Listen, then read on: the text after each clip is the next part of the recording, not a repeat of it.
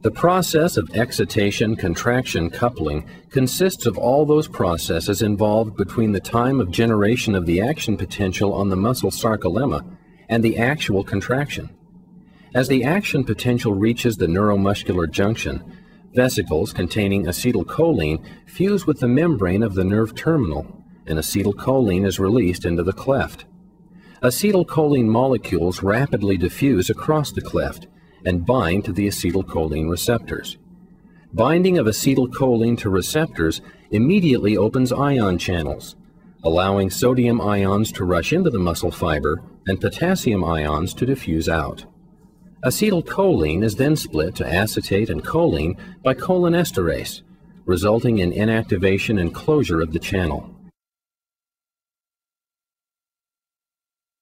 The initial flux of ions due to opening of the channels brings the membrane potential to threshold, causing the voltage-gated sodium channels in the vicinity to open. The resulting action potential is propagated over the entire surface of the muscle and also courses into the T-tubule system.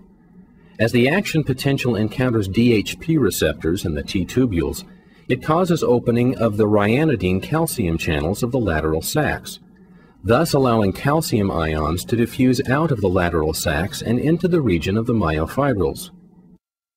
Calcium then binds to troponin, resulting in movement of the tropomyosin-troponin complex away from myosin binding sites on actin. The contraction process continues as long as action potentials continue to reach the neuromuscular junction, thereby keeping the concentration of calcium elevated around the myofibrils. To end the contraction, calcium must be actively transferred by the calcium pump, calcium ATPase, back into the lumen of the lateral sacs. This pump utilizes ATP as a source of energy. This process reduces the concentration of calcium in the vicinity of the myofibrils, such that calcium dissociates from troponin. Tropomyosin again covers myosin binding sites on actin, and the muscle relaxes.